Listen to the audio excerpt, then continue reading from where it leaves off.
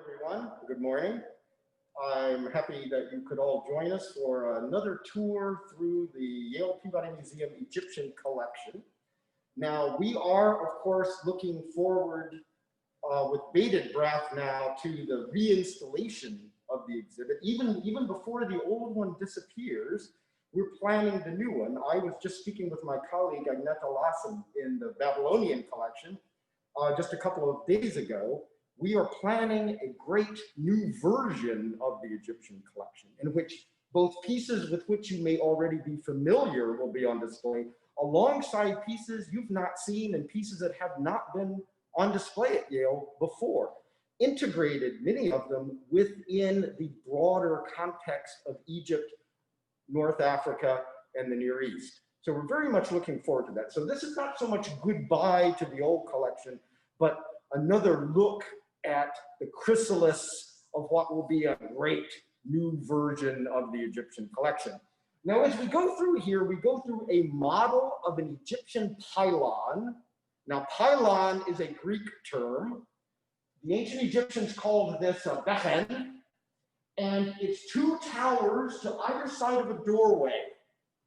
Always remember, when you look at an Egyptian scene, you look at Egyptian art, you look even at Egyptian texts, if you read through solar hymns, you will find this sort of an arrangement in which we have a, you might call it B-A-B arrangement. So tower, opening, tower.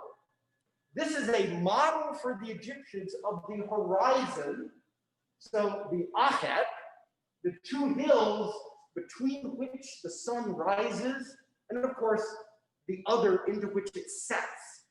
This is like a model of an Egyptian temple, which itself is a model of the cosmos.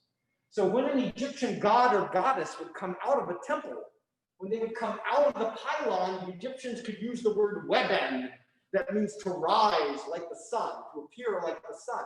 When they go back, they can use the term hetel, that means to set. So when you go into an Egyptian temple, you are going into a model of the cosmos. You're going into a microcosm that mirrors the totality of what they believe to exist. And for the Egyptians, that is termed as all that which is and that which is not. Everything consists of part of a balance of pairs. So one of the things always to remember when you're in an Egyptian temple, you're in a model of totality. When you look at an Egyptian mummy, as we will shortly, you're looking at a microcosm again, in which the individual human body becomes itself a model of the cosmos for regeneration. So let's go in now to the horizon and look at some of the great pieces in the Yale collection.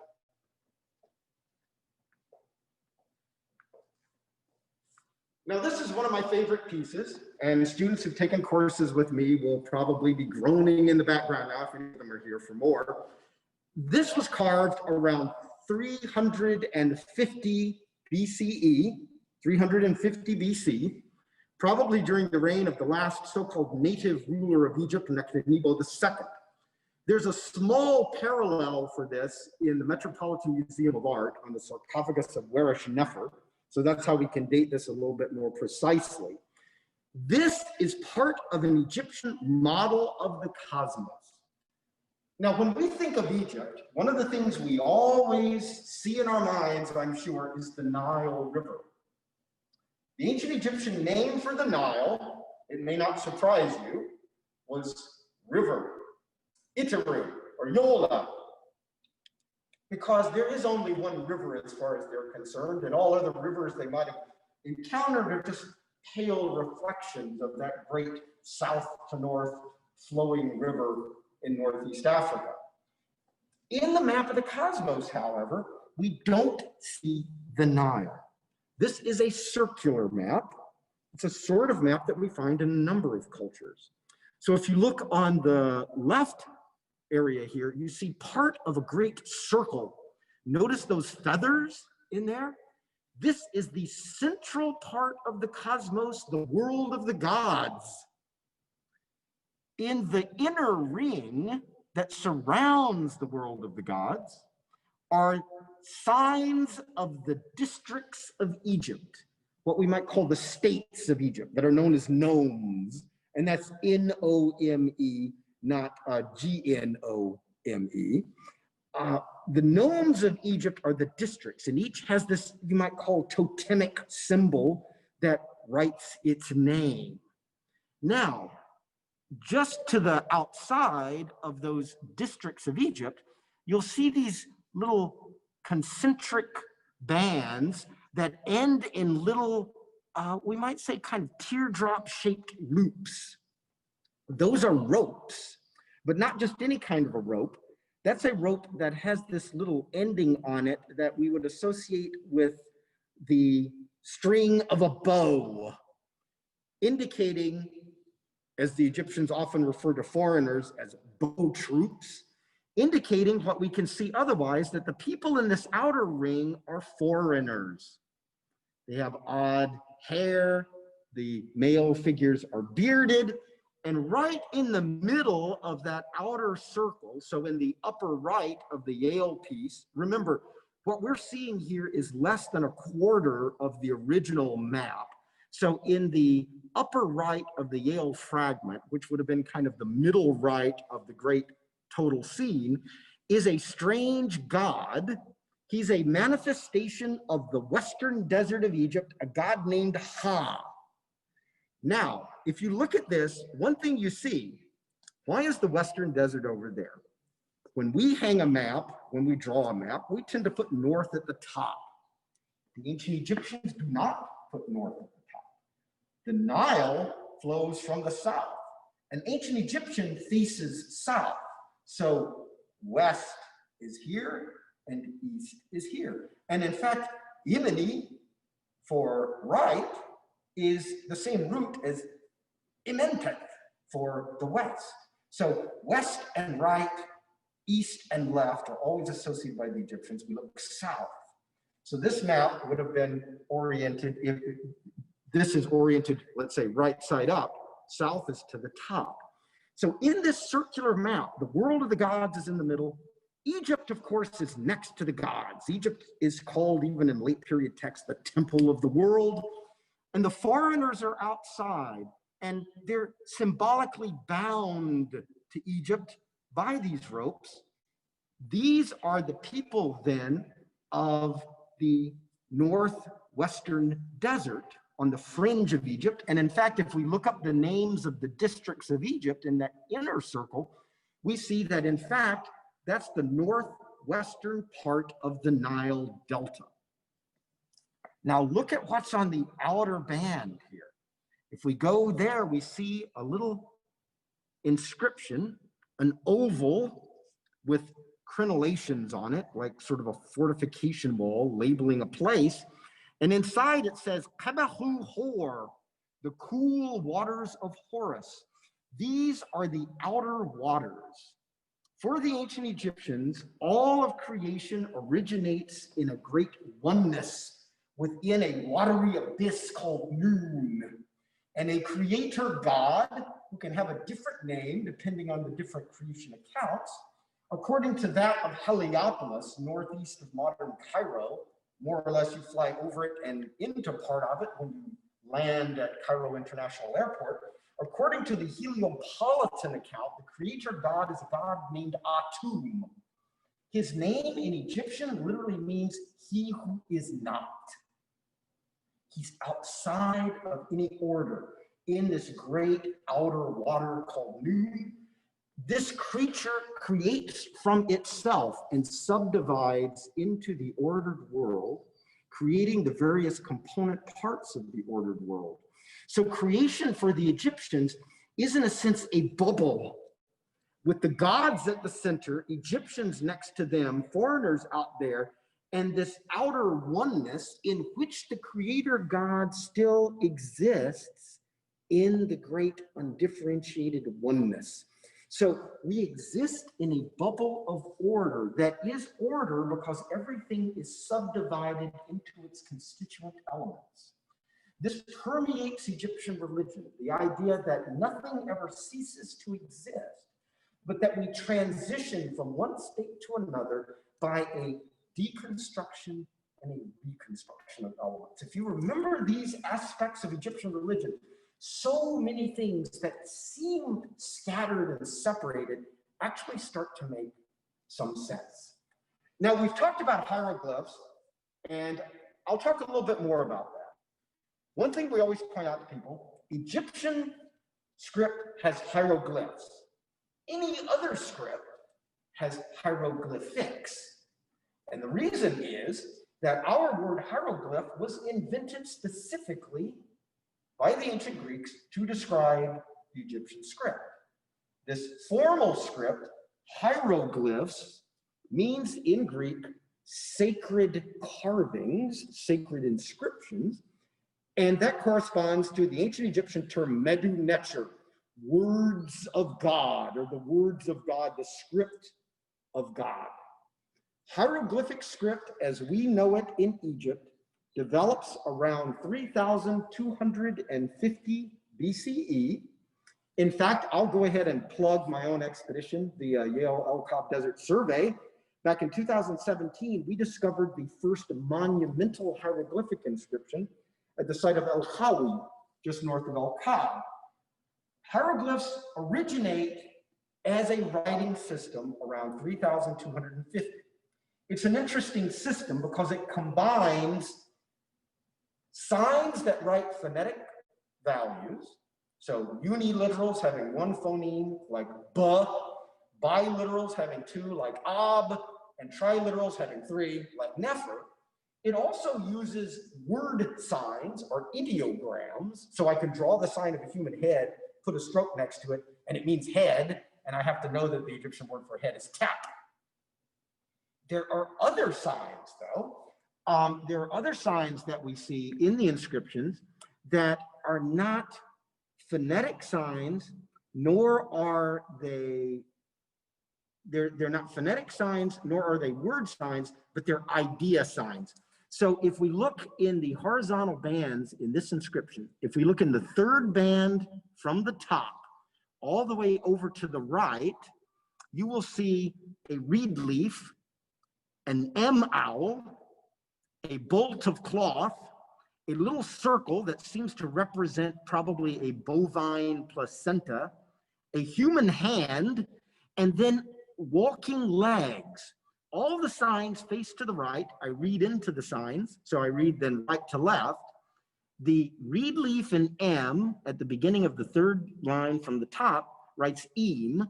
Then I see a verb, seched, S, ch, we call it the third H. D, the walking legs do not have a sound, nor do they write a word by themselves, but they indicate that the verb is a verb of motion. So Egyptian is a really interesting script, combining phonetic signs, ideographic signs, and signifiers or concept indicators, classifiers. Now, hieroglyphs are supposed to be carved, but if I want to write with pen and ink, I would write on a papyrus scroll. So we have an actual model of a papyrus scroll up there out of stone. But you can see in the photograph, papyrus is a water plant, a swamp plant. You can strip the stalk, make a lattice work of the pieces, bind them together, smooth them out, and you make the prototype, as you might imagine, of our paper. So of course the word paper that we use comes from papyrus. The ancient Egyptians would write in pen and ink, and they begin to write in pen and ink very early. They make annotations on pottery very early. So if you were going to write a letter to someone, you would write in this cursive script that we call hieratic. And by the late period, as you see in the little photograph there, you can actually get an even more cursive form of hieratic that we call demotic. So there are two cursive scripts by late period in Egypt, and of course the hieroglyphic script continues. The translation by Jean-Francois Champollion in 1822 was greatly helped by the Rosetta Stone, with which I'm sure you're all familiar. It's sometimes said to be trilingual. It actually has two languages, Egyptian. It has two forms of Egyptian script and grammar, hieroglyphic Egyptian with a slightly more archaic grammar, Demotic Egyptian, the script and the grammar language of the time the inscription was made, and of course, Greek. So writing for the Egyptians always has a religious aspect to it. Now, the origins of Egyptian writing are rather interesting. So if we come over here, you'll see some pottery. This kind of cream-colored buffware pottery is called Marl A1. It's a type of clay recipe to make a sort of pot we call marl. It's a desert clay. Most Egyptian pottery, beginning around 3500 BCE, divides into two major categories: marl pottery, made out of desert clays, and silt, made out of the Nile alluvium from the Nile flood. So this black-topped redware pot that we see here, this is classic Nile silt pottery, and the decorated ware, as William Flinders Petrie in the late 19th century termed it, the decorated ware is made of marble. Now, between 3500 and 3250, the Egyptians start to make designs on this Marl A1 pottery. And it's interesting, a number of people have studied these designs in the iconography. And one of the things that's come out about it is that certain images appear on these pots, a rather limited iconography. You can tell that a boat is very popular, but other images appear in certain groups. And we know, particularly from the work of Gunolo Graf and also the studies of Dirk Huygens and Stan Hendricks on early Egyptian imagery, that certain images go together so often that if I see one, I start to suspect that I'm going to see the other. So on this pot, I have this kind of, I don't know what you would say, this kind of rectangle with concave sides here. You can see it on the pot and you can see it in the drawing just below. That represents an animal skin. Just to the right of that, it's just barely visible off to the side here on the pot, and you can see it in the drawing then below, is this odd plant-like thing. And thanks to the work of Stan Hendricks, we know now that that basically is what you might call a corn dolly. It's a plant object made roughly in the shape of a human female. And what we have here is that whenever I see that, I can expect that animal skin sign and vice versa. And these two signs almost never occur when I find an actual addax quadruped alongside an actual image of a woman. So already on this pottery, we have a limited number of signs, and certain signs occur almost always with another sign and almost never with a different set of signs. So it's a type of syntax, as we call it. That's that Greek term syntaxis. You can use it for battle order of the hoplites. It's the word we use for sentences, the order of the words. There's an order of the art. There's a grammar of ornament, as it might have been called in the Victorian picture books. There's a grammar of ornament, a syntax in this decoration that predates the origin of actual writing in Egypt. So this sort of imagery that we find in the rock art, to which I'm particularly fond, since I work so much on it, there's a syntax of imagery, and these images have particular significance that we can try to reconstruct. This is going on already over 200 years before actual writing develops.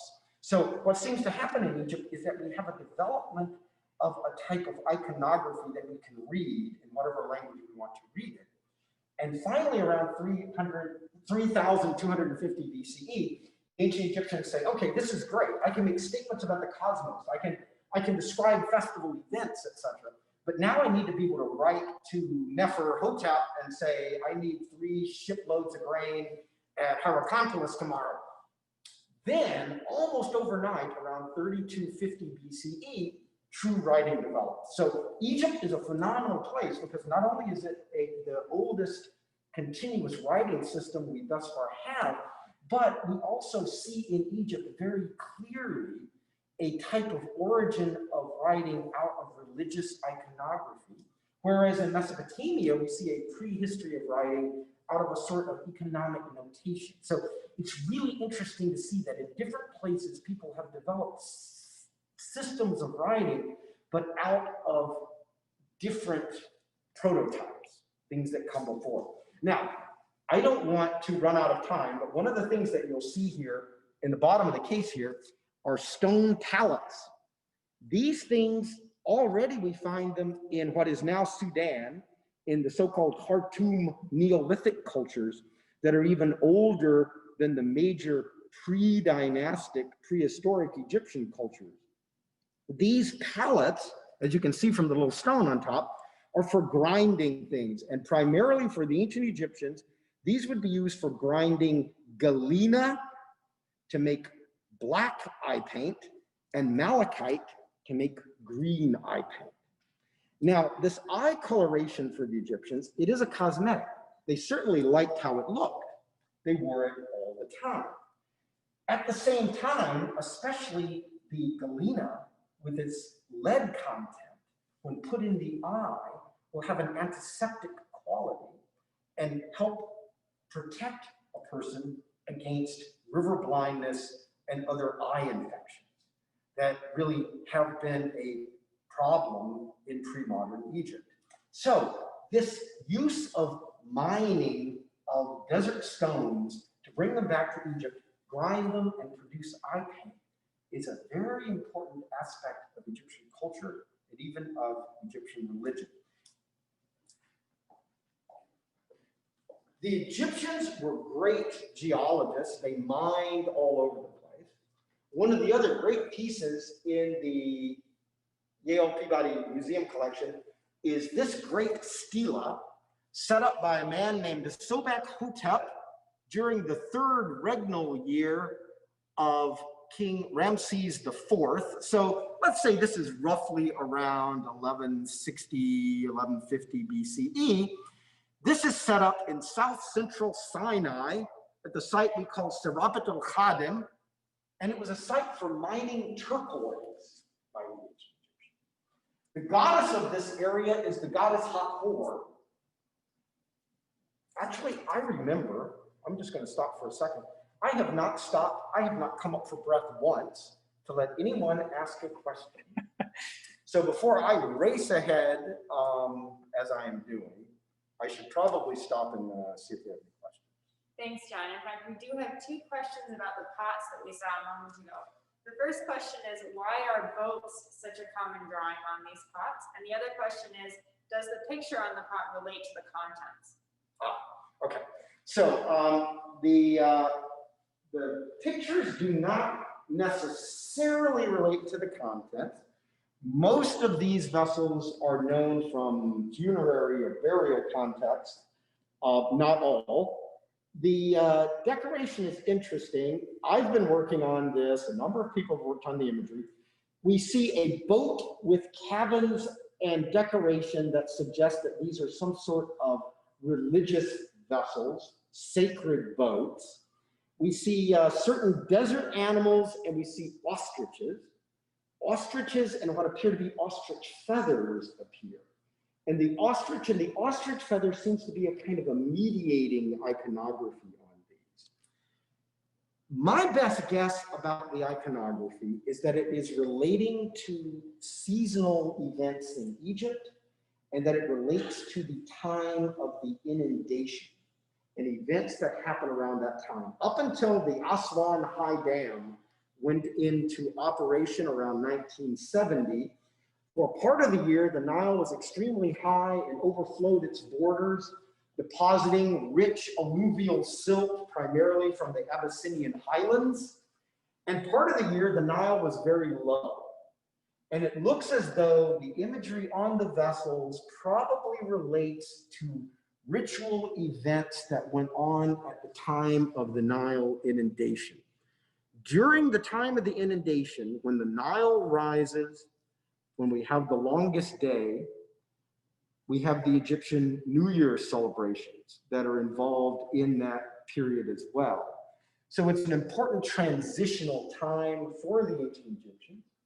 It's a time when the sun god's eye, that can be personified as a goddess, because the Egyptian word for eye is yiret, which is feminine. So if you personify it, it's a goddess. She goes out of Egypt into the deserts in the far south in the winter and rages like an angry lioness drinking human blood. And she has to be lured back to Egypt and pacified to become the cat goddess Bastet rather than the lioness goddess Sahna. And this time of transition and this time of pacification and this time of reconciliation of the god and the goddess are great prototypes for what happens to the dead person when you die and you go through this transitional period, and life and death literally need to be reconciled. That's probably the reason why the iconography is what it is, limited to the images to which it is limited, and probably the reason why these vessels are so popular in mortuary contexts. Not to say that they're only used in mortuary. Was there another question now, or should I? Okay. So mining of turquoise is extremely important for the Egyptians, and these mining expeditions have been going out to Sinai since already just after 3100 BCE. And from the pre-dynastic imagery in Sinai, the Egyptians were no doubt mining turquoise even in prehistory. Now, why is turquoise important? Why would you have these great temples set up at the mines for the goddess? Well, mining produces things of great economic value. This is true. But Sobek Hotep here is making this stela because he knows people are going to visit.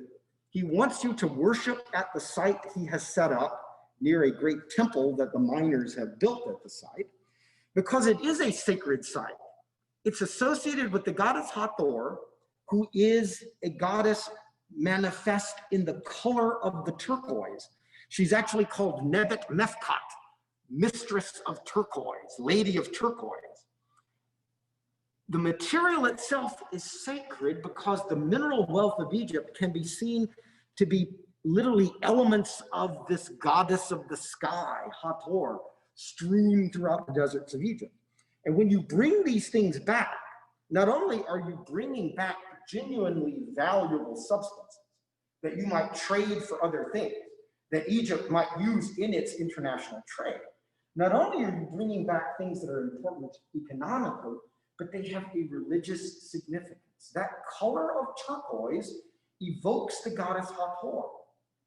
Gold that really made Egypt one of the great powers of the ancient world.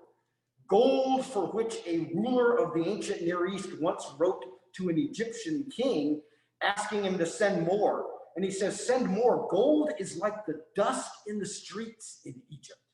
You just sweep it up. You can send as much gold as you want. Not only does gold make Egypt a great power as wealth, but gold is the color of the face of the sun. It's also associated with the goddess Hathor, and it's associated with the sun god himself.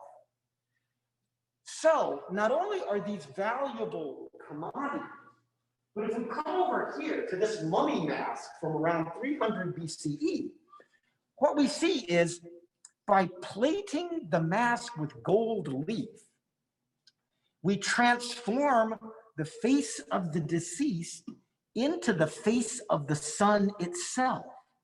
Notice that the hair is painted this dark blue color.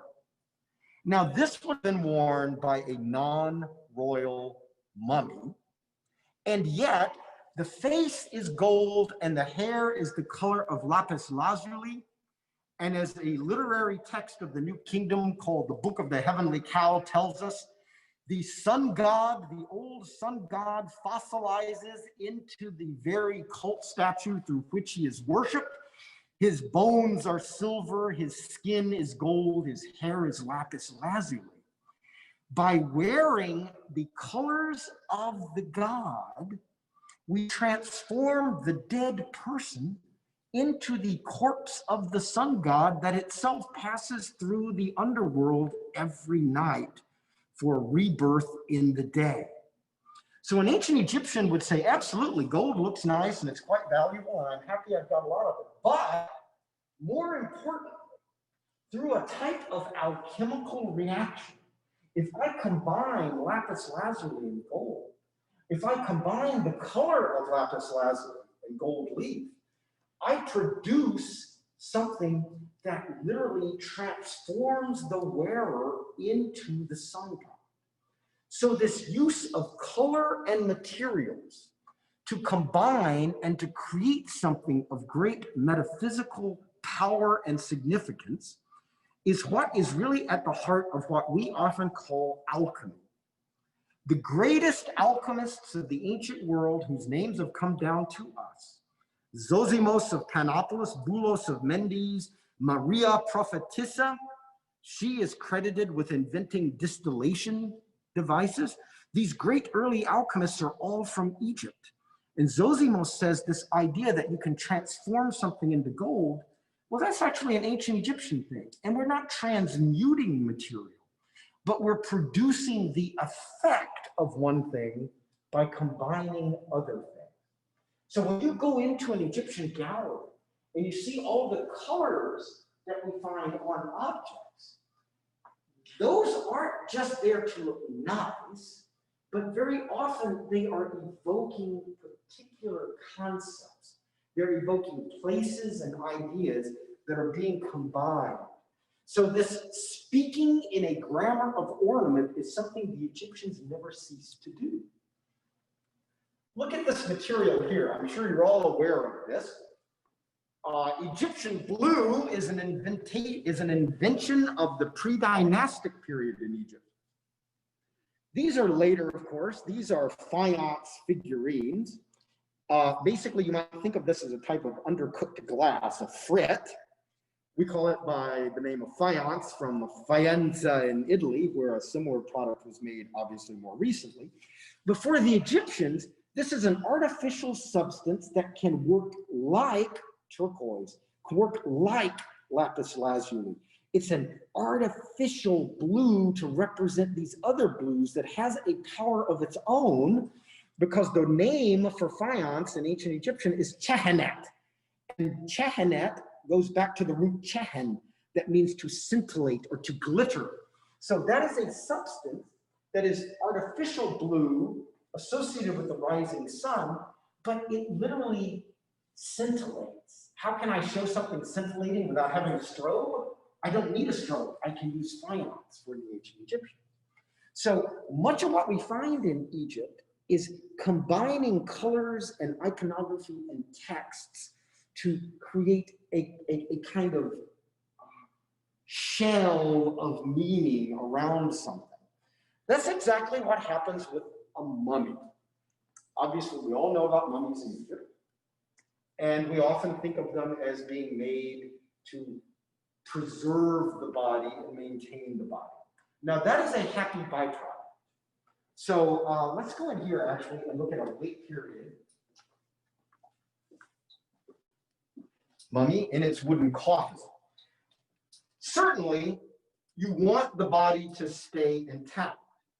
One of the things that the ancient Egyptians do, both for mummies and statues, is something known as the opening of the mouth ceremony, wepet ra. Once the mouth has been opened of a mummy or a statue, it can have a spiritual force. So the fact that your mummy is intact means that you can come and visit. Your ba soul, an aspect of your personality and your being, can visit the body and interact with the living. Because one of the things the ancient Egyptians definitely want to do is maintain contact. This side with the other and the other with this side. At the same time, though, the mummy is transitioning. And the process of making a mummy is taking out the interior organs, taking out the viscera, leaving the heart in place for the weighing of the soul, the weighing of the heart, but you're taking out all of the moisture. You're doing a controlled putrefaction, and this controlled putrefaction of the body recognizes the fact that yes, bodies rot, things fall apart. But by taking that out and then wrapping the body up, you are simply deconstructing and reconstructing the body. We have evidence from Renee Friedman's work at Hieroglyphics in Upper Egypt that a type of wrapping of bodies was going on when the bodies were still being buried in the desert environment, still being buried in the desert sands, when you didn't need to control putrefaction.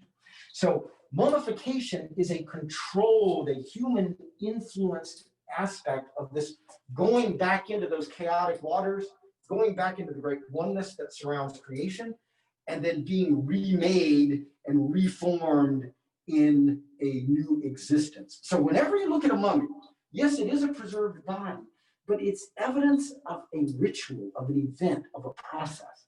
That's something the ancient Egyptians, I think, would always want us to remember, is that their objects are not static things. They want us to visit their tomb chapels. They want us to look at their inscriptions and read their inscriptions. They would be very happy that you were visiting them here today. And I think at this point, I better stop and see if there are any more questions and check to see if I have even a second left for anything.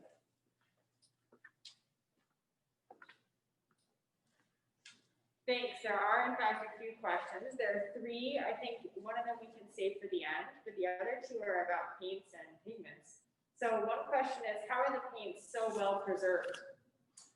Well, most Egyptian paints obviously are based on mineral sources, some herbal ingredients as well.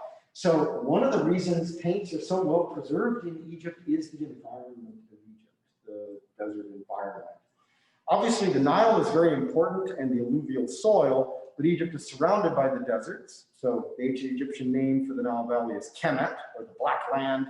And the desert they call Desheret has no relation to our word desert, which comes from Latin desertum. Desheret just means the red place, or the red land in Egyptian.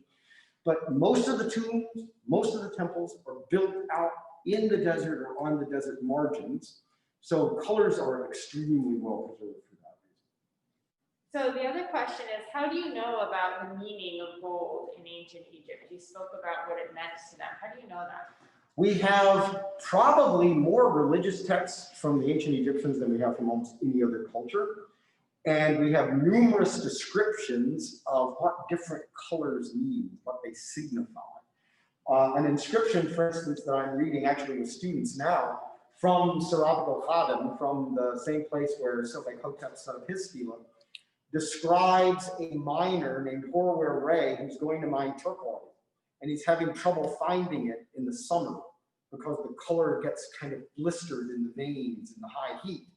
And the workmen say, oh, it's still there, don't worry, we just have to find it. But the goddess will reveal herself through the greenness because green is one of the colors of the goddess Hathor. So we have a number of religious texts where the Egyptians really do explain to us what they mean by various colors. We can also look at the consistency with which they use certain colors in iconography. So the yellow that represents gold is commonly used, and even gilding itself, for the face of the goddess Hathor, and she is described in numerous texts as Nebu, as the gold one, or literally the gold. So we have numerous texts that explain the color imagery and significance, and the mineral significance of ancient Egyptian concepts.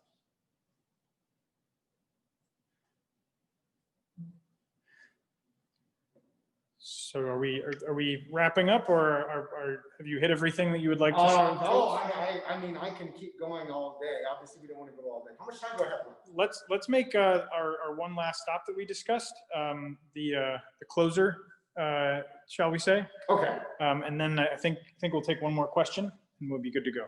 Okay. So, okay, I'll leave that on. Let's go back over here, because there is a really great piece in the Peabody collection that you might have missed. This is a little ushapti, or sometimes called Shawati.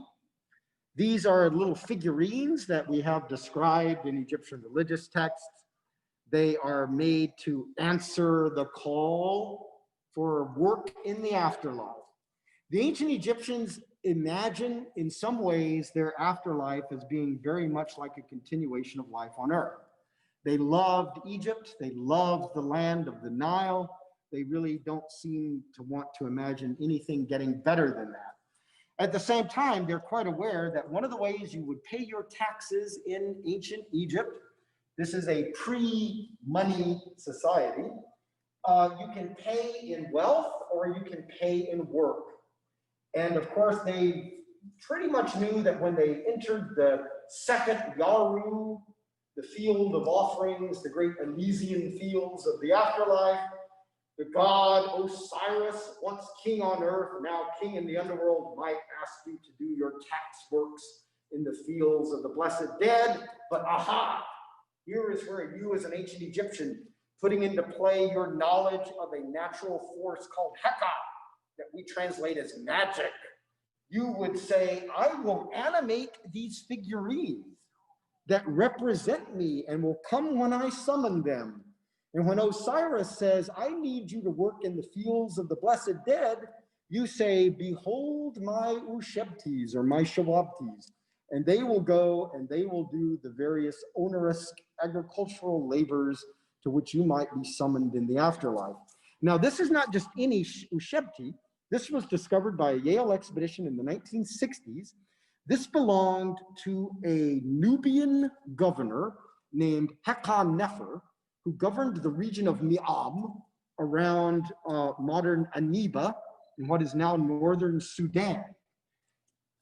Heka-Nefer worked under the chief Egyptian administrator of Nubia at the time, a man named Amenhotep called Hui. His tomb is known at Thebes, and he administered Nubia for none other than the famous, now famous, King Tutankhamun. Just behind the Ushebti of Heka-Nefer, unfortunately it's black and white, but you can look it up in color, is a scene from the tomb of Hui at Thebes, showing, there he is in front, he's kneeling and raising his hands in adoration of Tutankhamun. That is the Nubian governor Heka-Nefer. A Yale expedition in the 1960s, because the area was going to be flooded by the Aswan High Dam and the resulting great lake that would be created south of it, a Yale expedition found and excavated the actual tomb of Heka-Nefer, and there he is in an Egyptian Ushebti. So we can see this person as he functioned in a great celebration during the reign of Tutankhamun. We see his funerary statuette. Now, this is something else that's interesting. Notice in the imagery, he's dressed in Egyptian white pleated fine linen clothing, but he's wearing Nubian painted leather, a sort of military garment over his Egyptian clothes. In the Ushebti, he looks exactly like an Egyptian personifying the god Osiris. Ancient Egyptian culture is really very interesting. Nubia, the great land of the south, progresses and develops parallel to Upper Egypt, and we even find older Neolithic cultures there than we find in the Upper Egyptian Nile. So Nubia and Egypt are very closely associated from very early on. And what this shows us is how Egyptian culture could be adopted by other people. How did Heka-Nefer really dress? Did he dress as an Egyptian? Did he dress as a Nubian? Did he dress with both things on at once? Well, in an Egyptian religious context, he looks Egyptian. Within a festival context in which he is supporting both the Nubian and Egyptian administration, he wears the clothing of both. Egyptian culture and Egyptian visual language, use of hieroglyphs, use of color and minerals to say things, extends to your clothing. So by how you are dressed, you would communicate something of who you were and your cultural affiliations, etc., for the ancient Egyptians. So in closing, I guess I would say the ancient Egyptian world is one in which you can literally read the landscape. You are walking through living hieroglyphs, birds that write hieroglyphs fly up around you, reed leaves that write E rise up. little walls made of wattle and daub that write the sign Sheshach are there. So Sheshach and Yah and Ah and M owls rise up all over the place. The entire world serves as writing and can be read, and you insert yourself in there wearing makeup that both is helping your eye health and at the same time can represent literally the eye of the solar goddess. So you are doing practical things, religious things, and visually expressive things sort of all at once. This richness of interaction of imagery and objects in Egyptian culture is really quite amazing. And at that point, I am pretty sure I had run out of time. Well, we have a few questions, if I may. I think there are a lot of great questions, and unfortunately, we don't have time to get to all of them. But one of these questions that I'd like to ask is, you've spoken to us quite a bit about kings. We've learned a lot of great things about kings today. Could you tell us a little bit about the queens in this society? So, Egyptian queens, we have names of important Egyptian queens from very early on. Hotep already from the first dynasty, from just after about 3100 BCE. The queen does have an important role in the sacral kingship and the sacred kingship of Egypt. We know a great deal about this, especially during the New Kingdom. By the time of the New Kingdom, we have an interesting situation already just before 1600 BCE. We have kings and queens in the south who seem to be sharing the rule to some extent. And by the start of the 18th dynasty, by around 1550, 1500 BCE, the dynasty of Thutmose III, of Hatshepsut, and Tutankhamun, we have queens who seem to have very important political roles as well. Queen Ahotep of the early 18th dynasty is described in one inscription as the mistress of the Haut-Nebut, or the lady of the people living around the Eastern Mediterranean.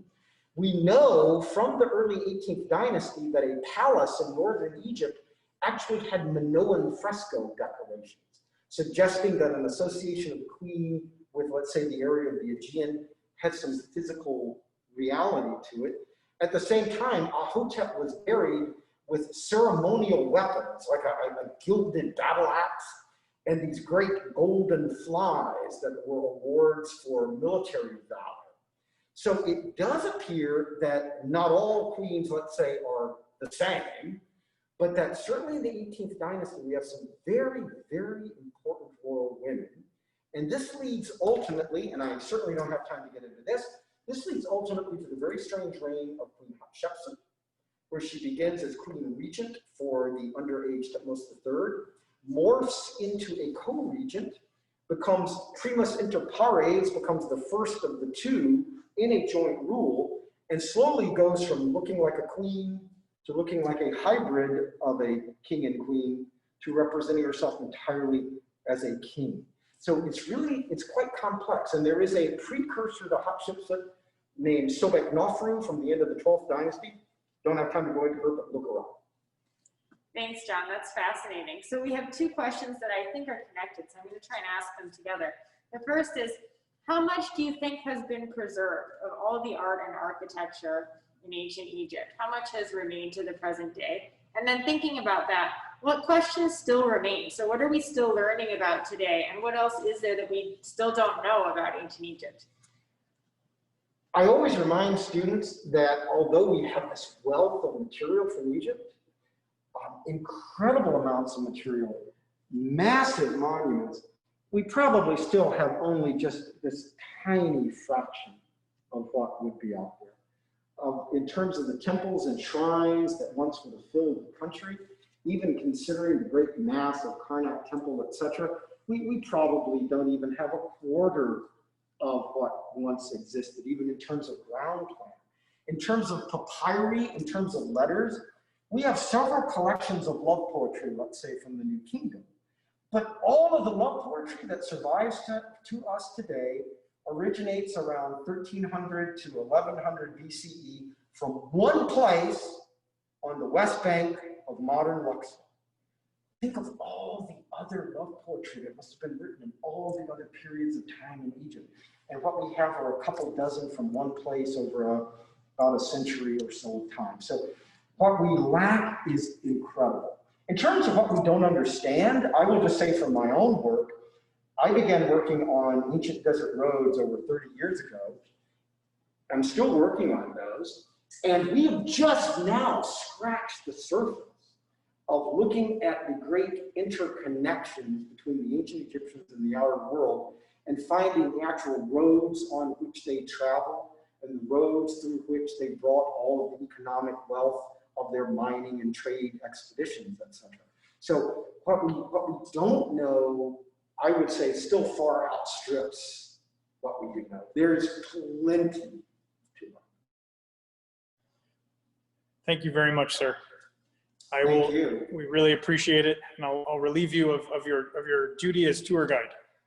I enjoyed it very much. Thank you.